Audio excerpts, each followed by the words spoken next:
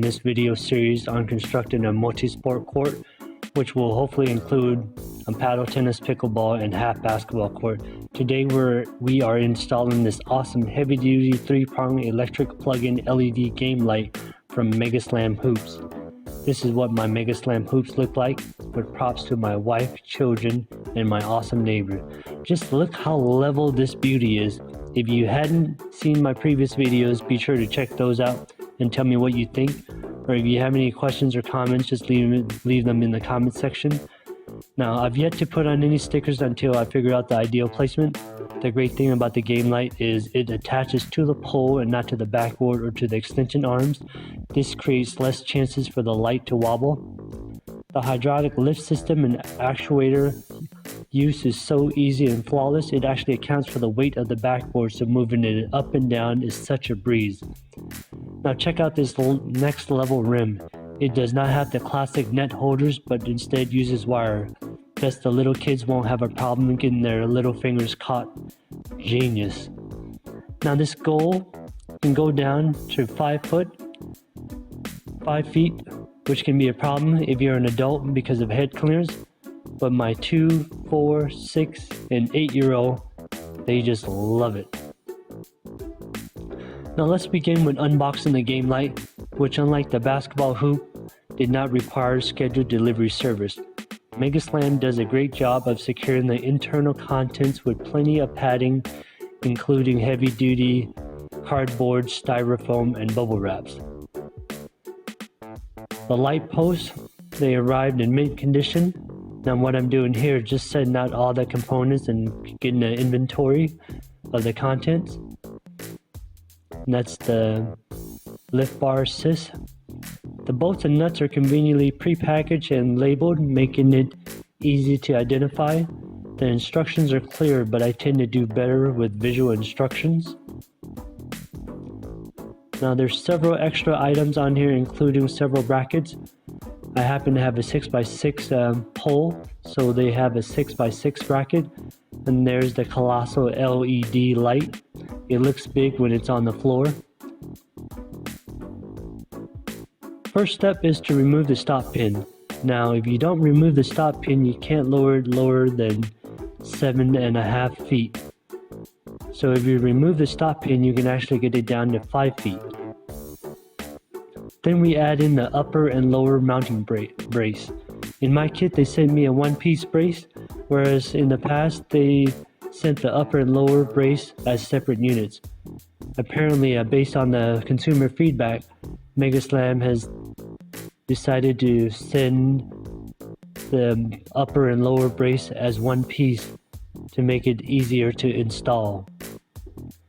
Now typically you can do this by yourself, but it was handy having my wife hold the lower brace for me.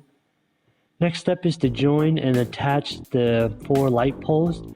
They have an electric plug running from one end to the other with hose positioned for the support bar, so you can't really mess up the sequence.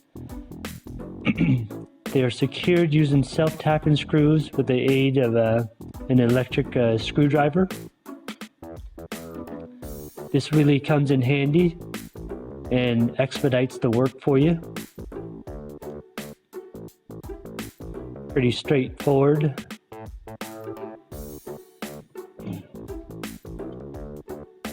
Now we add the support bar for help with stability and strength, and this is secured with the nuts and bolts. Now the holes for the nuts and bolts are perfectly aligned, so there's no finagling that I had to do with this. After that, we add this colossal LED light kit to the light post, and this is also attached using the self-tapping screws, and the light connector easily connects to the LED light.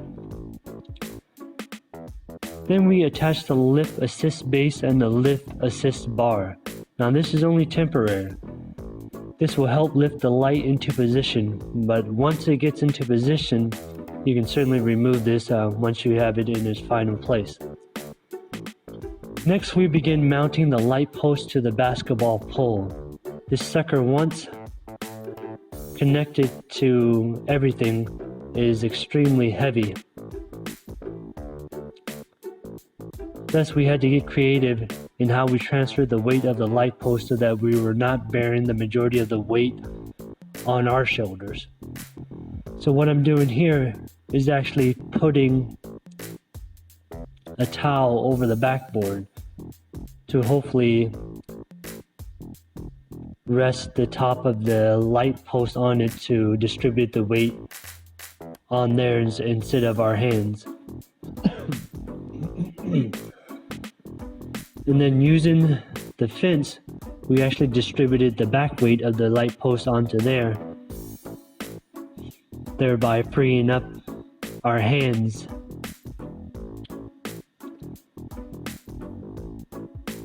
It will actually take 2 people to get the light post attached to the upper brace. Now there is a wing from the light post that attaches to the upper brace. It took a little bit of a time to get it to where it needed to be. We just had to move it back and forth until we can get the holes aligned perfectly. Now before you lift the pole, you want to make sure you have the correct angle and wipe any excess debris and fingerprints on any of the components down, because you definitely won't be able to reach them once they are up in the air. I believe the height of this pole is about 20 feet. So here, just angling the light just to make sure that it's shining only on the sports court and not affecting the neighbors. Now, she's using the actuator. The light pole is rotated to the light pole base is touching the lower brace. And when it does, we'll secure it with the 10mm bolts and nuts. So by this time we were approaching dusk. We recently changed our clocks due to daylight savings time here in California. So it's approximately about 6 p.m.